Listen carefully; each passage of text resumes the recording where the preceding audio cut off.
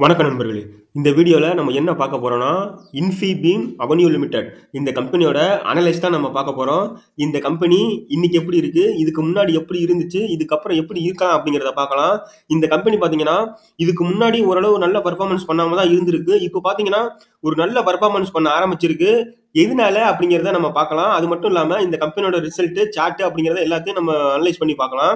இதே மாதிரி நல்ல கம்பெனிகளை அனலைஸ் பண்ணி நம்ம சேனல்ல போட்டு வந்துட்டு இருக்கோம். விருப்பம் உள்ளவங்க பிளேலிஸ்ட்டை போய் செக் பண்ணி பாருங்க. இந்த கம்பெனியோட அனலைஸ் நம்ம ஸ்டார்ட் பண்ணலாம். இந்த கம்பெனியோட மார்க்கெட் கேபிட்டல் பாத்தீங்கன்னா 9334 கோடி இந்த கம்பெனியோட மார்க்கெட் கேபிட்டல் இருக்கு. கரண்ட் பிரைஸ் பாத்தீங்கன்னா 33 ரூபா ட்ரேட் ஆகிட்டு இருக்கு. ஹை பாத்தீங்கன்னா 42 ரூபாயும், லோ பாத்தீங்கன்னா 13 ரூபா வரையும் இந்த கம்பெனி லோ வந்திருக்கு. இந்த கம்பெனிக்கு கடன் பாத்தீங்கன்னா கடனே கிடையாது. இது இந்த கம்பெனிக்கு ஒரு நல்ல விஷயம். கடனே இல்லாம இருக்கிறது ஒரு நல்ல விஷயம். ப்ரொமோட்டர் ஹோல்டிங் பாத்தீங்கன்னா 28.1% ப்ரொமோட்டர் ஹோல்டிங் வச்சிருக்காங்க. சேல்ஸ் growth 84.4% இருக்கு. ரிசர்வ் பாத்தீங்கன்னா 2963 கோடி இந்த கம்பெனி ரிசர்வ் வச்சிருக்காங்க. நெட் ப்ராஃபிட் எவ்வளவு பண்றாங்க அப்படிங்கறத நம்ம பார்க்கணும். 145 கோடி இந்த கம்பெனி நெட் ப்ராஃபிட் பண்றாங்க. சேல்ஸ் எவ்வளவுக்கு பண்றாங்கன்னு பாத்தீங்கன்னா 3097 கோடிக்கு இந்த கம்பெனி சேல்ஸ் பண்றாங்க. இவங்க கம்பெனி ஷேரை வந்து இவங்க பிளட்ஜ் பண்ண கிடையாது. ப்ராஃபிட் growth பாத்தீங்கன்னா 15.1% வந்து ப்ராஃபிட் growth இருக்கு. அதுக்கடுத்து இந்த கம்பெனியோட ஓவரால் சார்ட் நம்ம பார்க்கலாம். 2016 இருந்து 2024 வரை எப்படி ட்ரேட் ஆயிருக்குன்னு. இந்த கம்பெனி பாத்தீங்கன்னா ஒரு படிப்படியா மிகப்பெரிய அளவுல ஒரு இன்க்ரீஸ் ஆகிட்டே போற கம்பெனி கிடையாது. ஒரு ஒரு மிகப்பெரிய ஹை வந்திருக்கு. அதுக்கப்புறம் பாத்தீங்கன்னா ஒரு டவுன் வந்திருக்கு. அது ஒரு ரேஞ்சிலே தான் ட்ரேட் ஆகிட்டு இருக்கு. அந்த 20 ரூபா 30 ரூபா அந்த ரேஞ்சிலே தான் ட்ரேட் ஆகிட்டு இருக்கு. இதை வச்சுமே நம்ம வந்து இந்த கம்பெனி ஒரு பர்ஃபார்மன்ஸ் இல்லாம இருக்கு அப்படின்னு நம்ம பார்க்க கூடாது. நம்ம ரிசல்ட் தான், எந்த ஒரு கம்பெனிக்குமே ரிசல்ட் தான் நம்ம முக்கியமா பார்க்கணும். அவங்க எந்த அளவுக்கு அந்த கம்பெனியோட வளர்ச்சியை வந்து நம்ம ரிசல்ட்ல தான் நம்ம கணிக்க முடியும். இதுக்கு முன்னாடி எப்படி பர்ஃபார்மன்ஸ் பண்ணியிருக்காங்க, இப்போ என்ன பண்ணிக்கிட்டு இருக்காங்க அப்படிங்கறத நம்ம ரிசல்ட்ல பார்த்தா தான் ஓரளவு இந்த கம்பெனியோட இதை கணிக்க முடியும். ஏன்னா சார்ட் வந்து இதுல ஒரு பெரிய லெவல்ல கிடையாது. இப்போ ரிசல்ட்ல என்ன பண்ணிக்கிட்டு இருக்காங்க அப்படிங்கறத நம்ம பார்க்கலாம். இந்த கம்பெனியோட இயர்லி ரிசல்ட் நம்ம பார்க்கலாம். இதுல நம்ம முக்கியமா பார்க்க வேண்டியது 2012 பாத்தீங்கன்னா இந்த கம்பெனி சேல்ஸ் எவ்வளவுக்கு பண்ணிருக்காங்கன்னா 128 கோடிக்கு தான் பண்ணிருக்காங்க. வருஷத்துக்கு வருஷம் பாருங்க அவங்களோட சேல்ஸை கொஞ்சம் கொஞ்சமா இன்க்ரீஸ் பண்ணிக்கிட்டே தான் போய்கிட்டு இருக்காங்க. பெரிய லெவல்ல எங்கேயுமே ஒரு மைனஸ்ல கூட போகல. அதுவும் பாத்தீங்கன்னா 2022 மார்ச்சுக்கு அப்புறம் இந்த கம்பெனி ஒரு நல்ல நிலைமையில போயிருக்குன்னு தான் சொல்லணும். 1294 கோடிக்கும், மார்ச் 2023 பாத்தீங்கன்னா 1963 கோடியும், வரக்கூடியதுல பாத்தீங்கன்னா 3097 கோடியும் இவங்க வந்து சேல்ஸ் இன்க்ரீஸ் பண்ண அதிக வாய்ப்பு இருக்கு. எந்த அளவுக்கு இந்த கம்பெனி பாத்தீங்க அப்படியே டபுள் ஆயிருக்கு. 2021 அப்புறம் பாத்தீங்கன்னா 678 கோடியில இருந்து அப்படியே இந்த கம்பெனி டபுள் ஆயிருச்சு. டபுள் ஆனதுக்கு அப்புறம் பாத்தீங்கன்னா 2024 அதை விட டபுள் ஆயிருச்சு. அந்த அளவுக்கு இந்த கம்பெனி பாத்தீங்கன்னா நல்ல வளர்ச்சியில இருக்கு.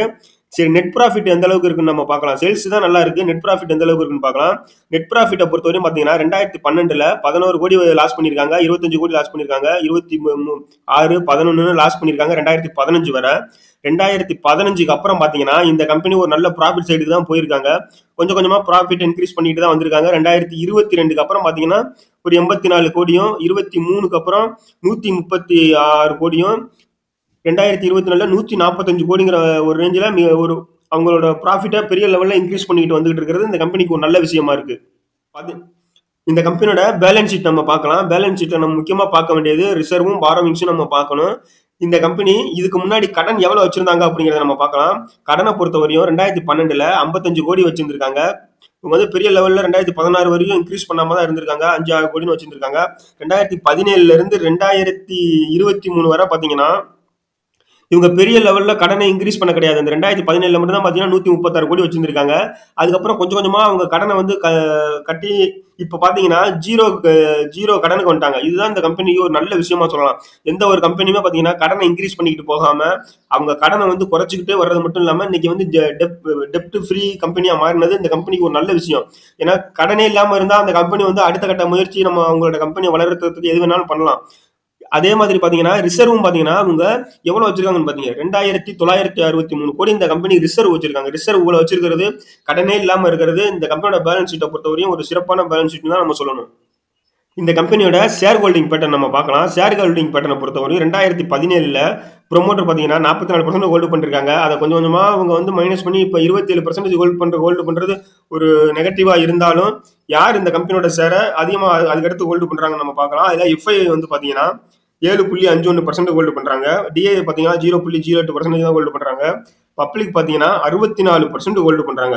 மேஜரா இந்த கம்பெனியோட ஷேர் அதிகமா ஹோல்டு பண்றது யாருன்னு பாத்தீங்கன்னா பப்ளிக் தான் ஹோல்டு பண்ணிட்டு இருக்காங்க. அதர்ஸ்னு பாத்தீங்கன்னா 0.44% ஹோல்டு பண்றாங்க. ஷேர் ஹோல்டிங் பேட்டர்னை பொறுத்தவரையும் ப்ரொமோட்டர் இவங்க கம்பெனி ஷேர் கம்மியா ஹோல்டு பண்றது ஒரு நெகட்டிவா இருந்தாலும் எஃப்ஐஐ ஒரு 7.5% ஹோல்டு பண்றது ஒரு நல்ல விஷயமா தான் இருக்கு. இந்த கம்பெனி வந்து பாத்தீங்கன்னா ஒரு லாங் டைம்ல ஒரு நல்ல பர்ஃபார்மன்ஸ் கொடுத்து இதே மாதிரி ஒரு தொடர்ச்சியா அவங்களோட ரிசல்ட்டை இன்க்ரீஸ் பண்ணிக்கிட்டே, அதாவது ப்ராஃபிட் இன்க்ரீஸ் பண்ணிக்கிட்டே வந்தாங்கன்னா, சேல்ஸையும் இன்க்ரீஸ் பண்ணிக்கிட்டே வந்து நல்ல நெட் ப்ராஃபிட் இன்க்ரீஸ் பண்ணிக்கிட்டே வந்தாங்கன்னா இந்த கம்பெனி பாத்தீங்கன்னா ஒரு மிகப்பெரிய லெவல்ல போறது கூட அதிக வாய்ப்பு இருக்கு.